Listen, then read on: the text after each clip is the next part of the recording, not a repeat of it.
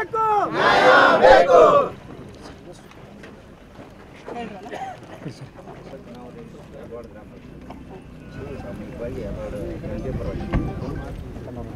ಈಗಾಗಲೇ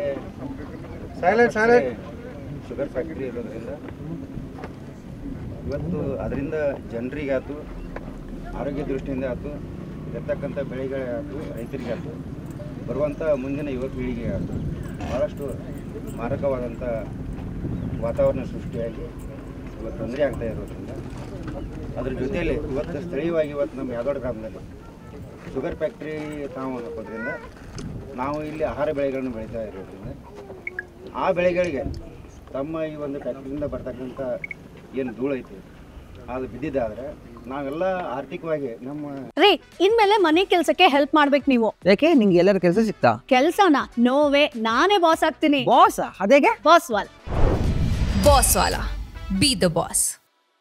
ಎಲ್ಲ ಬೆಳೆಗಳನ್ನು ನಾಶ ಗುರು. ಆ ನಿಟ್ಟಿನಲ್ಲಿ ನಮ್ಮ ಇವತ್ತು ರೈತ ಕುಲಕ್ಕಾತು ನಮ್ಮ ಒಣ್ಣೆದು ಅದು ರೈತರಿಗೆ ಆಗುವಂಥ ಒಂದು ತೊಂದರೆ ಜೊತೆಯಲ್ಲಿ ಇವತ್ತು ಶುಗರ್ ಫ್ಯಾಕ್ಟ್ರಿ ಇಲ್ಲಿ ಸ್ಥಳೀಯವಾಗಿರೋದ್ರಿಂದ ನಮ್ಮಲ್ಲಿ ಯಾವುದೇ ರೀತಿಯ ಇವತ್ತು ಕಬ್ಬು ಬೆಳೆಗಾರರು ಭಾಳಷ್ಟು ಕಡಿಮೆ. ಇವತ್ತು ನಾವು ಯಾವುದೋ ಒಂದು ಇರ್ತಕ್ಕಂಥ ಬೇರೆ ರೈತರಿಗೆ ನಾವು ಅವ್ರಿಗೆ ಅನುಕೂಲಕ್ಕಂತ ಅಂತ ಏನಾರು ಇಲ್ಲಿ ಫ್ಯಾಕ್ಟ್ರಿ ನಾವು ಮಾಡಕ್ಕೆ ಕೊಟ್ಟಿದ್ದಾರೆ. ಬರುವಂಥ ದಿನಗಳಲ್ಲಿ ನಾವೆಲ್ಲ ರೈತರು ಪೂರ್ಣ ಆರ್ಥಿಕ ನಮ್ಮದು ಯಾವುದೇ ಆಹಾರ ಬೆಳೆ ಇರ್ಬೋದು, ಇವತ್ತು ಬಹು ಬೆಳೆ ಇರ್ಬೋದು, ಇವತ್ತು ತರಕಾರಿ ಇರ್ಬೋದು, ಎಲ್ಲ ರೀತಿಯಿಂದ ನಾವು ಪೂರ್ಣ ನಮ್ಮದು ಜೀವನನ ಲಾಸ್ ಆಗ್ಬೇಕು. ಆದ್ದರಿಂದ ಅದ್ರ ಜೊತೆಯಲ್ಲಿ ಖಂಡಿತವಾಗಿಯೂ ನಮಗೆ ಈಗಾಗಲೇ ನಮಗೆ ಈದ ವಿಷಯ ನಮಗೆ ಇಲ್ಲಿ ಶುಗರ್ ಫ್ಯಾಕ್ಟ್ರಿ ಆಕತ್ತೆ ಯಾವುದೋ ರೀತಿ ಮಾಹಿತಿ ಇದ್ದಿಲ್ಲ. ನಮ್ಮ ಪಂಚಾಯತಿಗೆ ಸಾರ್ವಜನಿಕವಾಗಿ ಹಿಂದೆ ನಾವು ಮಾಧ್ಯಮಗಳನ್ನ ನೋಡ್ತಾ ಇದ್ದೀವಿ ಮತ್ತು ಸಾರ್ವಜನಿಕರು ನಮ್ಮ ಪಂಚಾಯತಿಗೆ ಎಲ್ಲ ತಮಗೇನಾದ್ರು ಶುಗರ್ ಫ್ಯಾಕ್ಟ್ರಿ ಮಾಡ್ಬೇಕಾದ್ರೆ ತಮಗೇನಾದ್ರು ಪರ್ಮಿಷನ್ ಬಂದಿದ್ದಾರೆ, ದಯವಿಟ್ಟು ನಮ್ಮ ಜನರ ಹಿತಕ್ಕಾಗಿ ತಾವ್ಯಾರು ಕೊಡಬೇಡ್ರಿ ಅಂತ ಕೆಲಸ ನಮಗೆ ತಮ್ಮ NOC ಹೇಳಕ್ಕೆ ಬಂದಾಗ ಅದಕ್ಕೆ ಖಂಡಿತವಾಗಿ ಜನರ ಇದು ಬೇಡಿಕೆ ಐತಿ. ಅದ್ರ ಮೇಲೆ ನಾವು ಜನರ ಅಭಿಪ್ರಾಯದಂತೆ ನಾವು ಇವತ್ತು ಮುಂದಿನ ನಿರ್ಧಾರವನ್ನು ತಗೋತೀವಿ ಅಂತ ಹೇಳಿ ಎಲ್ಲ ಯಾದವಾಡ ಗ್ರಾಮದ ನನ್ನ ಯಾವತ್ತು ರೈತ ಬಾಂಧವರಲ್ಲಿ ನನ್ನ ಕಳ್ಕಳಿಂದ ಇಷ್ಟೇ ಕೇಳಲಿಕ್ಕೆ ಬಯಸ್ತೀನಿ, ಇಷ್ಟೇ ಹೇಳ್ಕೊಳಕ್ಕೆ ಬಯಸ್ತೀನಿ. ಈ ಒಂದು ಸಕ್ಕರೆ ಕಾರ್ಖಾನೆ ನಾವು 2021ರಲ್ಲಿ ಪರ್ಮಿಷನ್ ತೊಗೊಂಡಿದ್ವಿ. 2021ರಲ್ಲಿ ಪರ್ಮಿಷನ್ ತೊಗೊಂಡು ಜಮೀನನ್ನು ತೊಗೊಂಡು ಇವತ್ತು ದೇವರ ಆಶೀರ್ವಾದದಿಂದ ನಿಮ್ಮ ಆಶೀರ್ವಾದದಿಂದ ಕೆಲಸ ಪ್ರಾರಂಭ ಮಾಡಿದ್ದೀವಿ. ಇಲ್ಲಿ ನಾವು ಯಾವುದೇ ರೀತಿಯಾದಂಥ ವಾಯು ಮಾಲಿನ್ಯ ಇರ್ಬೋದು, ಪರಿಸರ ಮಾಲಿನ್ಯ ಇರ್ಬೋದು, ನಿಮ್ಮ ಭೂಮಿಗಳಿಗೆ ಹಾನಿ ಮಾಡುವಂಥ ಕೆಲಸ ಕಾರ್ಯಗಳನ್ನು ಮಾಡುವುದಿಲ್ಲ. ಇದು ಒಂದು ಅತ್ಯಾಧುನಿಕ ತಂತ್ರಜ್ಞಾನಗಳನ್ನು ಒಳಗೊಂಡಂಥ ಪರಿಸರ ಸ್ನೇಹಿ ಫ್ಯಾಕ್ಟ್ರಿ ಆಗಲಿದೆ.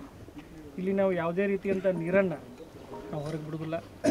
ನಮ್ಮ ಫ್ಯಾಕ್ಟ್ರಿಯಿಂದ ಜನ್ರೇಟ್ ಆದಂಥ ಕಲ್ಮಶ ನೀರನ್ನು ನಾವು ಮತ್ತೆ ರೀಪ್ಯೂರಿಫೈ ಮಾಡಿಕೊಂಡು ZLD ಅಂದರೆ ಜೀರೋ ಲಿಕ್ವಿಡ್ ಡಿಸ್ಚಾರ್ಜ್ ಪ್ಲ್ಯಾಂಟನ್ನು ಮಾಡ್ತಾಯಿದ್ದೀವಿ. ಒಂದು ಹನಿ ನೀರು ಹೊರಗೆ ಬರೋದಿಲ್ಲ. ಎರಡನೇದ್ದು ಏನು ನಮ್ಮ ಚಿಮನಿಯಿಂದ ಬೂದಿ ಬರುತ್ತಂತ ತಾವು ತಮ್ಮಲ್ಲಿ ಏನು ನಿಮ್ಮೊಂದೊಂದು ಕಾಳಜಿ ಇದೆ. ಇಲ್ಲಿ ಅದಕ್ಕೂ ಅತ್ಯಾಧುನಿಕ ಒಂದು ತಂತ್ರಜ್ಞಾನವನ್ನು ನಾವು ಜರ್ಮನಿಯಿಂದ ತರಿಸ್ಕೊಂಡಿದ್ದೀವಿ. ಒಂದು ಇಡೀ ಬೂದಿ ಸಂಬಂಧ ನಮ್ಮ ಚಿಮನಿಯಿಂದ ಹೊರಗೆ ಬರೋದಿಲ್ಲ. ಎಲ್ಲ ಬೂದಿಯನ್ನು ನಾವು ಎಲಿಮೆಂಟ್ ಅಂತ ಒಂದು ತಂತ್ರಜ್ಞಾನದಿಂದ ಕಲೆಕ್ಟ್ ಮಾಡಿಕೊಂಡು ಅದನ್ನು ಅಲ್ಲೇ ಹೀರ್ತೀವಿ. ನಾವು ಅಲ್ಲೇ ಹೀರಿ ಅದನ್ನು ನಾವು ಅಲ್ಲಿಂದನೇ ಹೊರಗೆ ತೆಗಿತೀವಿ. ಸೊ ಬೂದಿನೂ ಹೊರಗೆ ಬರೋದಿಲ್ಲ, ನೀರು ಹೊರಗೆ ಬರೋದಿಲ್ಲ. ಇನ್ನು ಉಳಿದಂತೆ ಮುಂಬರುವಂಥ ದಿನದಲ್ಲಿ ನಾವು ಇಲ್ಲಿ ಏನು ಕೇಂದ್ರ ಸರ್ಕಾರದವರು ಎಥನಾಲ್ಗೆ ಬೆಂಬಲ ನೀಡ್ತಾ ಇದ್ದಾರೆ, ಅಲ್ಲಿ ನಾವು ಗೊಂಜಾಳದ ಮೂಲಕ ಎಥನಾಲ್, ಗೊಂಜಾಳು ಮತ್ತು ಅಕ್ಕಿ ಈ ಎರಡೂ ಪದಾರ್ಥಗಳ ಮೂಲಕ ನಾವು ಎಥನಾಲ್ ನಾವು ಪ್ರೊಡ್ಯೂಸ್ ಮಾಡೋದ್ರ ಮೂಲಕ ಕಬ್ಬು ಬೆಳೆಗಾರರಿಗಿರ್ಬೋದು, ಗೊಂಜಾಳ ಬೆಳೆಗಾರರಿಗಿರ್ಬೋದು, ಅಕ್ಕಿ ಬೆಳೆಗಾರರಿಗೆ 3 ಜನರಿಗೆ ಅನುಕೂಲ ಆಗುತ್ತೆ. ಸೊ ಎಲ್ಲ ದೃಷ್ಟಿಕೋನದಿಂದ ಮತ್ತು ಉದ್ಯೋಗದ ಬಗ್ಗೆ ನಾನು ಹೇಳಬೇಕಂತಂದರೆ ನಮ್ಮ ಯಾವತ್ತು ಯಾದವಾಡ ಗ್ರಾಮದಿರ್ಬೋದು, ಕರಡಿಗುಡ್ಡ, ಕುಡ್ಕಲಕಟ್ಟಿ ಇಲ್ಲಿ ಮೊದಲನೇ ಆದ್ಯತೆ ನೀಡಲಾಗುವುದು. ಮತ್ತು ಇಲ್ಲಿ ಕನಿಷ್ಠ ಪಕ್ಷ ಒಂದೊಂದು ಊರದಿಂದ 100ರಿಂದ 150 ಯುವಕರಿಗೆ, ಪ್ರತಿಭಾವಂತ ಯುವಕರಿಗೆ ಇಲ್ಲಿ ನೇರವಾಗಿ ನೌಕರಿ ಸಿಗಲಿದೆ ಬರುವಂಥ ದಿನದಲ್ಲಿ. ಮತ್ತು ಅದ್ರ ಜೊತೆ ಸುಮಾರು 10,000 ರೈತ ಕುಟುಂಬಗಳಿಗೆ ಈ ಒಂದು ಸಕ್ಕರೆ ಕಾರ್ಖಾನೆಯಿಂದ ಅನುಕೂಲ ಆಗ್ತೈತೆ. ಮತ್ತು ಮುಂಬರುವಂಥ ದಿನದಲ್ಲಿ ಒಂದು ಸಕ್ಕರೆ ಕಾರ್ಖಾನೆ ಮಾಡಿದೆವು ಅಂತಂದರೆ ನಾವು CSR ಫಂಡಿನಿಂದ ಅಕ್ಕಪಕ್ಕದ ಹಳ್ಳಿಗಳಲ್ಲಿ ಶಾಲೆ ನಿರ್ಮಾಣ ಮಾಡುವುದಾಗಲಿ, ಒಂದು ಆಸ್ಪತ್ರೆ ನಿರ್ಮಾಣ ಮಾಡುವುದಾಗಲಿ, ಇನ್ನುಳಿದಂತೆ ಬೇರೆ ಬೇರೆಯ ಸವಲತ್ತುಗಳನ್ನು ನಾವು 0% ಬಡ್ಡಿ ದರದಲ್ಲಿ ಪೈಪ್ಲೈನ್ಗೆ ನಾವು ರೈತರಿಗೆ ಸಹಾಯ ಮಾಡ್ತೀವಿ. ಎಲ್ಲ ರೀತಿಯಿಂದ ನಿಮಗೆ ಅನುಕೂಲ ಮಾಡ್ಲಿಕ್ಕೆ ಬಂದಿದ್ದೇವೆ ಹೊರತಾಗಿ ನಿಮಗೆ ತೊಂದರೆ ಮಾಡೋಕ್ಕೆ ಬಂದಿಲ್ಲ. ದಯವಿಟ್ಟು ನಿಮಗೆ ಕಾಲು ಮುಗಿದು ಕೇಳ್ತೀನಿ, ನಾ ಒಂದು ದೊಡ್ಡ ಮನಸ್ಸು ಮಾಡಿ ನಮಗಿದೊಂದು ಕಾರ್ಖಾನೆ ಮಾಡಲಿಕ್ಕೆ ತಾವೆಲ್ಲರೂ ಸಹಕಾರ ನೀಡಬೇಕು.